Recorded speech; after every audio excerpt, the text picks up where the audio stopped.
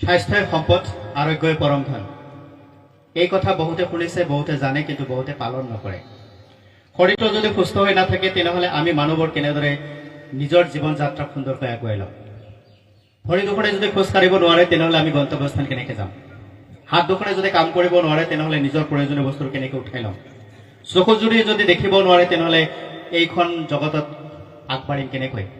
মুখে যদি কথা ক'ব নোৱাৰে তেনেহ'লে মনৰ কথা বুজাম কেনেকৈ? কাণে যদি নুশুনে তেনেহ'লে লোকৰ কথা শুনিম কেনেকৈ? এই সকলোখিনি কথা সুস্থকৈ কৰিবৰ কাৰণে আমি প্ৰত্যেকে প্ৰয়াস কৰিব লাগিব, নিজে সুস্থ হ'ব লাগিব। গতিকে এই নিজক সুস্থ কৰাৰ যিটো ব্যৱস্থা সেয়া আজি আমি আপোনালোকক দিবলৈ আগবাঢ়িছোঁ। গতিকে আপোনালোকে এই বাৰ্তাটো সকলোকে দিয়ক আৰু আমাৰ মাজত ৰাখক। চকুজুৰি ঈশ্বৰৰ মহৎ দান। আমি মানুহজন পৃথিৱীত জন্ম লোৱাৰ পিছত যদি চকুজুৰি নাপালোহেঁতেন তেনেহ'লে পৃথিৱীখনৰ প্ৰকাশময়তাৰ অস্তিত্বই নাথাকিলেহেঁতেন। আৰু চকুজুৰি আছে কাৰণে, নয়নজুৰি আছে কাৰণে আমি আজি পৃথিৱীৰ বায়ু পানী প্ৰকাশ দেখিব পাৰিছোঁ। গতিকে এই চকুজুৰি সুৰক্ষিত কৰি ৰাখিবৰ কাৰণে আমি ব্যৱস্থা কৰিছোঁ, কিন্তু বহুত মানুহৰ কিছুমান অৱহেলাৰ ক্ষেত্ৰত খাদ্য অভ্যাসৰ কাৰণত চকুজুৰি খুব সোনকালে নষ্ট হৈ যায়। 40 বছৰৰ পিছত আমাৰ লাহে লাহে চকুৰ দৃষ্টিশক্তি কমি আহে, আমি ওচৰৰ লিখাবিলাক পঢ়িব নোৱাৰোঁ, আমি কিছু সময়ৰ পিছত সেয়া ধুন্দুলা হৈ যায়, বয়স বঢ়াৰ লগে লগে কেটৰেক্ট বা চানি পৰা আদি ৰোগে আক্ৰান্ত কৰে। তো আজি যিসকল ব্যক্তি ইয়াত আছে, যিসকলৰ চকুৰ সমস্যাত আছে বা বয়সস্থ যিসকল ব্যক্তি আছে, প্ৰত্যেকৰে চকু স্ক্ৰিনিং কৰা হ'ব। তাৰ কাৰণে আমাক সহযোগিতা আগবঢ়াইছে লায়ন্স আই হস্পিটেল গুৱাহাটী, আৰু এই ক্ষেত্ৰত সেৱা ভাৰতী এটা স্বেচ্ছাসেৱী সংগঠন। সংগঠনটোৰ সভাপতি ডক্টৰ নিৰ্মল কুমাৰ বেৰিয়া। বহুত বছৰৰ পৰা তেখেতৰ সৈতে আমি একেলগে হেল্পিং হেণ্ড এছ'চিয়েশ্যন সহযোগী হৈ কাম কৰিছিলোঁ, তেখেতে যেতিয়া দৰঙত দায়িত্বত আছিলে, আৰু এতিয়া তেখেতে গুৱাহাটীত, আৰু তাৰ মাজত আমাৰ মাজত সেই সংযোগখিনি আমি ৰাখিছোঁ। গতিকে তেখেতৰ সহযোগত আমি আজি লায়ন্স আই হস্পিটেলৰ চিকিৎসা কৰ্মীসকলক আমাৰ মাজত পাইছোঁ। আমি প্ৰথমতে তেখেতসকলক চিনাকি কৰি দিব বিচাৰিছোঁ। ডিম্বেশ্বৰ পাঠক, অপথলমলজিষ্ট এছিষ্ট। আমি তেখেতক আমাৰ অনুষ্ঠানৰ ফালৰ পৰা এখনি ফুলাম গামোচাৰে আদৰণি জনাইছোঁ। আমি এইবাৰ চিনাকি কৰাবলৈ ওলাইছোঁ অটি টেকনিচিয়ান ভৱেশ শৰ্মা। আমি তেখেতকো এখনি ফুলাম গামোচাৰে আদৰণি জনাইছোঁ। আমি এইবাৰ চিনাকি কৰাইছোঁ সঞ্জয় দাস, এছিষ্টেণ্ট। আমি তেখেতকো এখনি ফুলাম গামোচাৰে আদৰণি জনাইছোঁ। এখেতসকলে আজি আমাৰ চকু দুজুৰিক চাব, চকুজুৰিৰ সমস্যাক চাব, আপোনালোকৰ সৈতে কথা পাতিব আৰু আপোনালোকক দিব লগা চিকিৎসা ব্যৱস্থাখিনি দিব। লগতে কওঁ যে আপোনালোকৰ যদি চকুত চানি পৰিছে তেনেহ'লে আপোনালোকৰ অপাৰেশ্যনৰ যিটো ব্যৱস্থা, অস্ত্ৰোপচাৰৰ যিটো ব্যৱস্থা, সেইটো সম্পূৰ্ণ বিনামূলীয়াকৈ কৰা হ'ব। মাত্ৰ ডকুমেণ্টছ লাগিব, আধাৰ কাৰ্ড, ৰেচন কাৰ্ড আৰু আভা কাৰ্ড। যিসকলৰ আভা কাৰ্ড নাই আমি বনাই দিম, আৰু আপোনালোকক এটা নিৰ্দিষ্ট তাৰিখ দিয়া যাব। আমি ইতিমধ্যে কথা পাতিছোঁ তেখেতসকলৰ অটি টেকনিচিয়ানৰ লগত, তেখেতে আমাৰ লগত যোগাযোগ কৰিছিল। ছেপ্টেম্বৰ মাহৰ 1 তাৰিখ আমি ইয়াৰ পৰা ৰাতিপুৱা 9টামান বজাত পেচেণ্টখিনিক পিক আপ কৰিম। গতিকে ছেপ্টেম্বৰ মাহৰ 1 তাৰিখে আপোনালোকক ইয়াৰ পৰা আমি লৈ যাম। আকৌ অপাৰেশ্যনৰ পিছত আপোনালোকক আকৌ ইয়াত থৈ যোৱা হ'বহি। গতিকে আপোনালোকে এই সুবিধাটো নেহেৰাব। আমি আপোনালোক আগতীয়াকৈ কৈছোঁ, পিছত আমি আকৌ আপোনালোকক জনাই থাকিম। আমি এইবাৰ প্ৰথমবাৰ আমি দি হাংছ ফাউণ্ডেশ্যনক নিজৰ মাজত সহযোগী হিচাপে পাই আমি ধন্য অনুভৱ কৰিছোঁ। হাংছ ফাউণ্ডেশ্যনৰ ফাউণ্ডাৰক আমি লগ কৰিছিলোঁ, ৰণী মুছাহাৰী। তেখেতৰ আজি বিশেষ ব্যস্ততাৰ কাৰণে ইয়াত আহিব পৰা নাই, কিন্তু তেখেতসকলৰ টীম আজি আমাৰ মাজত আছে। আৰু এওঁলোকক আমি লাভ কৰিছোঁ ডক্টৰ অঞ্জনা ফুকন মেমৰিয়েল হস্পিটেলৰ বা ফাউণ্ডেশ্যনৰ কৰ্তৃপক্ষৰ যোগেদি। গতিকে দুয়োজনকে আমি ধন্যবাদ জ্ঞাপন কৰিছোঁ। আৰু আমি হাংছ ফাউণ্ডেশ্যনৰ আজি যি চিকিৎসক আৰু চিকিৎসাকৰ্মী আছে বিষয়ববীয়া তেওঁলোকক আমি চিনাকি কৰাব বিচাৰিছোঁ। প্ৰথমতে চিনাকি কৰাইছোঁ ডক্টৰ পৰিমিতা ছেত্ৰী। আমি আমাৰ অনুষ্ঠানৰ ফালৰ পৰা আপোনাক আদৰণি জনাইছোঁ আৰু এখনি ফুলাম গামোচাৰে চিনাকি কৰিছোঁ।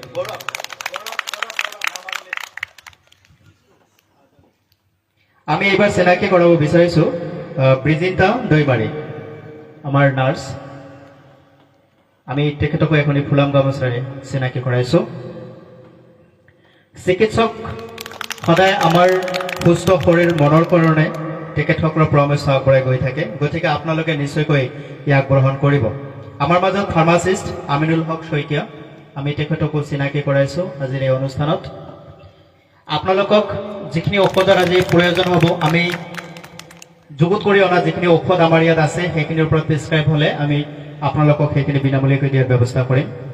আমাৰ মাজত আছে লেবৰেটৰী টেকনিচিয়ান দীপংকৰ শইকীয়া, দীপংকৰ শইকীয়াকো চিনাকি কৰাইছোঁ। আপোনালোকৰ যি ব্লাড টেষ্ট হ'ব তেওঁলোকে সংগ্ৰহ কৰিব আৰু আপোনালোকৰ ব্লাডত কি ধৰণৰ সুবিধা অসুবিধা আছে সেইখিনি যথাসময়ত আপোনালোকক জনাই দিয়া হ'ব। আমি এইবাৰ চিনাকি কৰাবলৈ ওলাইছোঁ আজি এই সকলক আমাৰ ইয়ালৈকে লৈ অহা যিগৰাকী চালক এখন গাড়ীৰ কাৰণে নহয়, এখন পেচেঞ্জাৰৰ কাৰণে নহয়, ভৱিষ্যতৰ কাৰণে এগৰাকী গুৰুত্বপূৰ্ণ বিষয়া। আমাৰ শৰীৰত যদি আত্মাটো নাথাকে তেনেহ'লে শৰীৰটোৰ কোনো অস্তিত্ব নাথাকে। গাড়ীখনৰ ড্ৰাইভাৰজন যদি সুস্থ হৈ নাথাকে, চালকজন সুস্থ হৈ নাথাকে, তেনেহ'লে গাড়ীখন অচল হৈ থাকে। গতিকে সেই চালকজনক ভৰসা কৰি বাকী পেচেঞ্জাৰসকল শান্তিৰে টোপনি মাৰি নিজৰ গন্তব্যস্থান পাব বুলি বিশ্বাসত গৈ থাকে। সেইসকল ব্যক্তিক সদায় গুৰুত্ব দিব লাগে, সেইসকলক সদায় সন্মান জনাব লাগে। তো আমি আজি তেখেতক চিনাকি কৰাবলৈ লৈছোঁ ৰঞ্জিত বসুমতাৰী, কাৰণ এওঁলোকৰ গুৰুত্ব অপৰিসীম। তেওঁলোকে যদি অকণমান ইফাল সিফাল হৈ যায় তেনেহ'লে যাত্ৰীসকল বিপদত পৰিব পাৰে। গতিকে আমি প্ৰত্যেকে তেওঁলোকক সন্মান জনাব লাগিব। আমাৰ মাজত নিউ লাইফ মেডিকেলৰ চিকিৎসক আৰু চিকিৎসাকৰ্মী আমাৰ মাজত আহিছে, আমি তেওঁলোকক চিনাকি কৰিবলৈ ওলাইছোঁ। মিৰাজুল আহমেদ, আমি তেখেতে এগৰাকী ফিজিঅ'থেৰাপিষ্ট, আমি এখনে ফুলা গামোচাৰ আদৰণি জনাইছোঁ। আমাৰ মাজত আছে ৰজে বড়ো নাৰ্ছ, আমি ৰজেকো চিনাকি কৰাইছোঁ, তেখেতে লেব টেকনিচিয়ান। আৰু ক্ৰমান্বয়ে বাকী হস্পিটেল টীম আহি আছে, তেওঁলোকে সোনকালে পাবহি। তো তেতিয়ালৈকে আমাৰ মাজত যিহেতুকে অভিজ্ঞ চিকিৎসক এগৰাকী আছে ভৱেশ পাঠক ছাৰ। আচলতে চকুজুৰি আমাৰ কাৰণে অমূল্য সম্পদ, কিন্তু এই চকুজুৰিৰ প্ৰতি অৱহেলা প্ৰত্যেক ব্যক্তিতে থাকে। আমি দেখিছোঁ গ্ৰাউণ্ড জিৰত যেতিয়া গৈছোঁ, চকুজুৰি কিবা অসুবিধা হ'লেও এই সহজ ভাষাত তুলসী পাতৰ ৰস দি পেলাই, পানী দি পেলাই ধুই পেলাই তেনেকৈ থৈ দিয়ে যে ভাল হৈ যাব, কিন্তু আচলতে তেনেকৈ যে ভাল নহয় এই কথা বুজি নাপায়গৈ। গতিকে আমাৰ চকুজুৰি কেনেকৈ সুন্দৰ সুস্থকৈ ৰাখিব পাৰিম, অকণমান পৰামৰ্শ। মঞ্চত উপস্থিত আছে আমাৰ হেল্পিং হেণ্ড এছ'চিয়েশ্যনৰ অধ্যক্ষ যতীন্দ্ৰনাথ কৃষ্ণ দাসদেৱ। এখেতৰ সহায় সহযোগিতা লৈ আমি আজিৰ এই বিনামূলীয়া স্বাস্থ্য শিবিৰটো আমি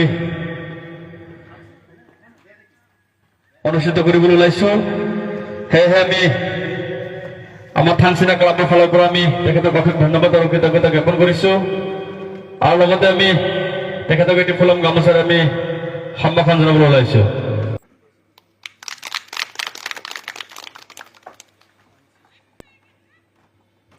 আৰু লগতে আমাৰ সৈতে উপস্থিত আছে আমাৰ নিউ লাইফ মেডিকেলৰ ফাৰ্মাচিষ্ট গৌৰৱ বৈশ্য, এখেতক এতিয়া আমি ফুলাম গামোচাৰে আমি সম্ভাষণ জনাবলৈ ওলাইছোঁ।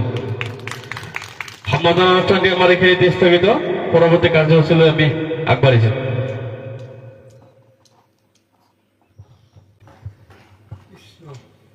পৰম শ্ৰদ্ধাৰ ওদালগুৰিবাসী ৰাইজ আৰু আমাৰ সংগীবৃন্দ, আমি আজি ইয়াত উপস্থিত হৈ বৰ ভাল লাগিছে। ৰাইজৰ মানুহখিনি বহুত কষ্ট কৰি ইয়াত সমবেত হৈছে, বিশেষকৈ ৰোগীসকল। তেওঁলোকক আমি চকু পৰীক্ষা কৰিম, বাকী সাধাৰণ অসুখবিলাকো আমাৰ চাব আছে ভালেখিনি আমাৰ অংগী। আমাৰ চকুৰ বহুত অসুখ আছে, অসুখৰ কথা কৈ শেষ কৰিব নোৱাৰি। মেইনলি আমাৰ বৃদ্ধ অৱস্থাত আমাৰ কেটাৰেক্ট, ছানি পৰা ৰোগটো হয়। এই ছানি পৰা ৰোগটো বৰ অসুবিধা, অস্ত্ৰোপচাৰ নকৰিলে ঠিক কৰিব পৰা নাযায়। ঔষধ দিলে সাময়িক আৰাম পোৱা যায়, কিন্তু অপাৰেশ্যন কৰিলে সেইটো ঠিক হৈ যায়। অপাৰেশ্যন আমাৰ লায়ন্স আই হস্পিটেলত বিনামূলীয়াকৈ হয়। আজি আমি ইয়াত চাওঁতে আমাৰ যিখিনি আমাৰ কেটাৰেক্ট চকুৰ অপাৰেশ্যনৰ কাৰণে চিলেক্ট হ'ব তেওঁলোকক আমি বিনামূলীয়াকৈ আমি হস্পিটেলত অপাৰেশ্যন কৰিম আৰু নিয়ম নীতিখিনি কৈ দিম, সেইমতে তেওঁলোকে চলিলে ভাল পাব। এতিয়া আমাৰ বাকী কোনোবা আছে ক'ব আৰু তেওঁলোকে কৃষ্ণ। আমি ধন্যবাদ জ্ঞাপন কৰিছোঁ ছাৰক। আমাৰ মাজত আছে ডক্টৰ পাৰ্মিতা। আমি জানিব খুজিম আচলতে কি হয়, স্বাস্থ্য আমাৰ পৰম সম্পদ বুলি যদিও আমি কওঁ, সাধাৰণতে স্বাস্থ্যৰ প্ৰতি অযতন যিটো আমি কওঁ, অসাৱধান যিটো কওঁ, সেইটো কিন্তু বেছিকৈ থাকে। আমাৰ সৰুকৈ পেটৰ বিষ হ'লে আমি তৎকালে গৈ পেলাই ফাৰ্মাচীত গৈ মোৰ পেটটো বিষাইছে কাৰণে টেবলেট এটা লৈ আহোঁ, যিটো নেকি অনুচিত কৰ্ম। কাৰণ আমি নাজানো পেটটো আমাৰ কিহৰ কাৰণে বিষাইছে, গেছৰ কাৰণে হ'ব পাৰে বা আদাৰ্ছ হ'ব পাৰে বা আমাৰ এপেণ্ডিক্স প্ৰব্লেম থাকিব পাৰে বা আলচাৰতে হ'ব পাৰে, তেনেকুৱা কাৰণতো জ্বলা পোৰা কৰে। তো আমাৰ স্বাস্থ্যৰ প্ৰতি আচলতে কেনেকৈ যতন ল'ব লাগে, সাধাৰণতে আমাৰ স্বাস্থ্যৰ কাৰণে যিটো প্ৰাইমাৰী বেছিক যিটো উৎস আমি কেনেদৰে গ্ৰহণ কৰিব পাৰোঁ? নমস্কাৰ, মোৰ নাম ডক্টৰ পাৰ্মিতা ছেত্ৰী। মই দিহান্স ফাউণ্ডেশ্যনৰ ডক্টৰ হয়। চ' আজি আমি ইয়াতে আহিছোঁ ফ্ৰী কেম্প এটা কৰিবলৈ। যিহেতু আমাৰ NGO এটা হয়, তো আমি এনেও কেম্পে কৰোঁ। আমি বিনামূলীয়া চিকিৎসা প্ৰদান কৰোঁ ওদালগুৰি ডিষ্ট্ৰিক্টৰ গাঁওবিলাকত। তো দাদাই যি কথাটো ক'লে, এইটো বিষয়ে মই এইটোৱে ক'ব বিচাৰিম যে আমি নিজে ভাবা যায় সৰু এটা পেটৰ বিষ হ'লেও কেতিয়াবা আমি চিৰিয়াছলি নলওঁ সেইটো বস্তুটো। আমি ইগন'ৰ কৰোঁ যে হ'ব পেটহে, আজি কিবা এটা খালোঁ বুলি বিষালে। কেতিয়াবা কি হয়, আমি আকৌ একো নোহোৱা পেটৰ বিষৰটোকো আমি মিছামিছিকৈ ফাৰ্মাচীত গৈ নিজে ঔষধটো কিনি অলাগতিয়াল ঔষধ আমি ব্যৱহাৰ কৰোঁ। সেনেকৈ মই এটা এক্সাম্পল দিব বিচাৰোঁ। যেনেকৈ ডায়েৰিয়া হয়, আমাৰ ডায়েৰিয়া হোৱা বহুত কাৰণ থাকিব পাৰে, কিন্তু আমাৰ মানুহবিলাকৰ মাজত কি আছে যে দুবাৰ গ'ল, দুটা এপিছ'ড হ'ল পাতলা পায়খানাৰ, তে মানুহবিলাকে পটককৈ ফাৰ্মাচীত যাব, অ'টো দুটা কিনি আনিব, এই এদিন দুটা অ'টো খাব। কিবা কাহ হ'ল এনেকৈ পটককৈ ফাৰ্মাচীত যাব, দুটা এণ্টিবায়'টিক কিনি আনিব, আকৌ সেই কাহৰ দুটা এণ্টিবায়'টিক খাব। সেনেকৈ কৰি কৰি আজিকালি আমাৰ এণ্টিবায়'টিক ৰেজিষ্টেঞ্চ বোলা এটা বস্তু আহিছে, যোনটোৰ কাৰণে আজিকালি এণ্টিবায়'টিকবিলাক কাম নকৰা হ'ল। সেইকাৰণে এইখিনি এৱেৰনেছ মানুহৰ থাকিব লাগে যে যোনটো আমাৰ নৰ্মেল ডায়েৰিয়াই হওক, কাহ চৰ্দিয়ে হওক, এইবিলাক বহুতটা বস্তুবিলাক ভাইৰেল থাকে য'ত একো এণ্টিবায়'টিকৰ দৰকাৰ নাই। যদি বহুত কাহ আছে বা বহুত চৰ্দি আছে, কাহৰ চিৰাপ, চৰ্দিৰ এটা টেবলেট খালেই ভাল হৈ যায়। তো সেইটোক ইমান চিৰিয়াছলি লৈ মানুহবিলাকে নিজে ডক্টৰক কনচাল্ট নকৰাকৈ গৈ এণ্টিবায়'টিক খোৱাটো বৰ বেয়া। যাতে এনেকুৱা নকৰে। বহুতখিনি বেমাৰ আমাৰ শৰীৰে নিজেও ভাল কৰে, যিহেতু আমি ইমানেই ডিপেণ্ডেণ্ট হৈছোঁ ঔষধৰ ওপৰত, সেইকাৰণেও আজিকালি ঔষধবিলাক কাম নকৰা হৈছে। তো এইখিনি এৱেৰনেছ থাকিব লাগে চবৰ মাজত। ফাৰ্ষ্ট অফ অল নিজৰ ডে টু ডে এক্টিভিটিটো ঠিক ৰাখিব লাগে, অলপ এক্সাৰচাইজ কৰিব লাগে, খোজকাঢ়িব লাগে, খাদ্যটো ঠিক ৰাখিব লাগে। সেইখিনি কৰিলে আমি বহুত বেমাৰৰ পৰা বাচি থাকিব পাৰোঁ, যিহেতু আমাৰ আজিকালি সেইবিলাকতে প্ৰব্লেম আছে, সেইকাৰণে বেছিভাগ বেমাৰ হৈছে। তো মই চবক সেইটোৱে ক'ব বিচাৰিম যে লাইফষ্টাইলটো মেইনটেইন কৰক, বহুতখিনি বেমাৰটো আমি এনেই ভাল পাই যাব পাৰোঁ। Thank you. আমি ধন্যবাদ জ্ঞাপন কৰিছোঁ। স্বাস্থ্য আমাৰ নিজৰ সম্পদ, যিহেতুকে দায়িত্বটো আমাৰ নিজৰেই, আৰু এই নিজৰ দায়িত্বটো নিজে পালন কৰাটো প্ৰত্যেকগৰাকী ব্যক্তিৰ নিজৰ দায়বদ্ধতা, গতিকে এইটো নেহেৰাব। আজিকালি মানুহৰ শৰীৰত বিষ বেছি, বিষ এই শব্দকেইটাই যেন আমাক ক'ৰবাত ব্যতিব্যস্ত কৰি দিয়ে। ভালকৈ খাব নোৱাৰোঁ, ভালকৈ শুব নোৱাৰোঁ, ভালকৈ চলিব নোৱাৰোঁ, বহিলে উঠিব নোৱাৰোঁ, উঠিলে বহিব নোৱাৰোঁ। এই সমস্যাবিলাক আজি প্ৰত্যেকটো পৰিয়ালত আছে। প্ৰত্যেকটো পৰিয়ালৰ আজি লাইফটো বেলেঞ্চহীন হৈ পৰিছে, অৰ্থাৎ ক'ৰবাত ভাৰসাম্য হেৰাই পৰিছে। গতিকে তেনে ক্ষেত্ৰত বিষ বুলি ক'লে মানুহৰ শৰীৰত মানে সাধাৰণতে এটা ধাৰণা আহে যে মই বিষৰ টেবলেট এটা খাই দিলে আমাৰ ভাল হৈ যাব বা বিষৰ এটা ইনজেকশ্যন লৈ যাম, ভাল হৈ যাব। কিন্তু বিষৰ ইনজেকশ্যনৰ টেবলেটৰ পৰা আঁতৰি থকাটোৱে প্ৰত্যেকটো জীৱনৰ কাৰণে কল্যাণকৰ কথা। এই কথাটো আপোনালোকে মনত ৰাখিব। আপোনালোকে যিমান পাৰে ঔষধ নোখোৱাকৈ থকাৰ চেষ্টা কৰক। যদিও আমি আজি চিকিৎসক মাতিছোঁ, মই সদায় কওঁ যে চিকিৎসকৰ ওচৰত যাব নোৱাৰাকৈ থকাটোৱে এটা সুন্দৰ আৰু সুস্থ নিৰোগী জীৱন। নিৰাময় পাবৰ কাৰণে বৰ্তমান এটা উল্লেখযোগ্য চিকিৎসা ব্যৱস্থা হৈছে ফিজিঅ'থেৰাপি। ফিজিঅ'থেৰাপিৰ যোগেদি আমি নিয়মিত এটা অভ্যাসৰ যোগেদি, চৰ্চাৰ যোগেদি, এটা চিকিৎসাৰ যোগেদি আমি সুস্থ হ'ব পাৰোঁ। তো আমাৰ মাজত ফিজিঅ'থেৰাপিষ্ট মিৰাজুল হক আছে। তেখেতে মংগলদৈৰ পৰা আহি আমাৰ ভেৰগাঁও নিউ লাইফ মেডিকেলত চিকিৎসাৰ কৰ্মৰত হৈ আছে। আমি জানিব খুজিম আচলতে এই বিষৰ পৰা ফিজিঅ'থেৰাপি কেনেদৰে আমাক উপকৃত কৰে। নমস্কাৰ, মোৰ নাম ডক্টৰ মেৰাজুল আহমেদ। আমি new life medical diagnostic centre and physiotherapy চেণ্টাৰৰ পৰা আহিছোঁ। ফিজিঅ'থেৰাপিৰ বিষয়ে মই দুই এষাৰ ক'ব খুজিছোঁ। মানে চাওক, এজন পেচেণ্ট, পেৰালাইজ হোৱা পেচেণ্ট এজন, তেওঁ হাত ভৰি একো দাঙিব নোৱাৰে, লৰাব নোৱাৰে। এজন পেচেণ্ট আমাৰ তাত আহিছে, তেওঁক 3 মাহ 4 মাহ পিছত নিজৰ ভৰিত খোজকাঢ়াই পঠোৱা বা হাত ধৰি নিজে লৰোৱা কৰিব পৰাটোৱে হৈছে ফিজিঅ'থেৰাপি। ঠিক আছে, আৰু সেইটোৱে হৈছে আমাৰ কাৰণে আশীৰ্বাদ। আজিকালি মানুহৰ অলপ দেহত বিষ বা নাৰ্ভৰ প্ৰব্লেম, সংকোচ কুচি খোৱা বা আপোনাৰ কাৰেণ্টে শ্বৰ্ট মৰাৰ নিচিনা লগা যিকোনো এটা বেমাৰতে মানুহে মানে বিষ হোৱাৰ লগে লগে পেইন কিলাৰ বা বিষৰ ঔষধ খায়, যিটো ইমান সহজত মানে খাব নালাগে। যেতিয়ালৈ বিষখিনি মানুহে সহ্য কৰিব পাৰে তেতিয়াহ'লে পেইন কিলাৰটো খাব নালাগে। আপুনি পেইন কিলাৰটো খালে আপোনাৰ যিখিনি জেগাত বিষটো হৈ আছিলে বিষটো সেইখিনি জেগাত থাকেই, খালি আপুনি বস্তুটো অনুভৱ নকৰে 3 দিন 4 দিনলৈকে, তাৰপিছত আকৌ বিষটো আপুনি অনুভৱ কৰে।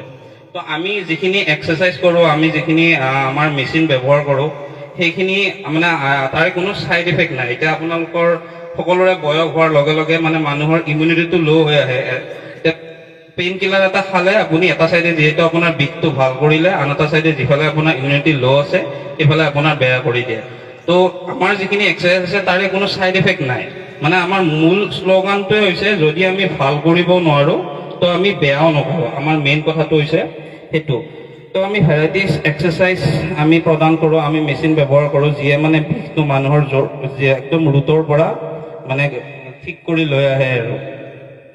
তো এইখিনিয়ে, আৰু আমি আহিছোঁ আপোনাৰ নিউ লাইফ মেডিকেল ভেৰগাঁৱৰ পৰা। তাতে আমাৰ ফ্ৰী ছাৰ্ভিচ মানে দিয়া হয়, মিছন আৰোগ্য যদি কাৰ্ডখন থাকে আৰু মানে সেইখন আমাৰ ইয়াৰ পৰা প্ৰদান কৰা হ'ব। আৰু আজি ইয়াতে হেল্থ কেম্পতো আমি বহুতখিনি মানে চবকে ফ্ৰী চিকিৎসা প্ৰদান কৰা হ'ব। তো শেষত সকলোকে যাতে সুস্থ হৈ থাকে, সবল হৈ থাকে। জয় অসম, জয় ভাৰত। ধন্যবাদ। তেখেতসকলৰ চিকিৎসা কৰ্মীৰ আদৰণি অনুষ্ঠানটো দি পেলাই আমি আমাৰ অনুষ্ঠানটো আকৌ আগবঢ়াম।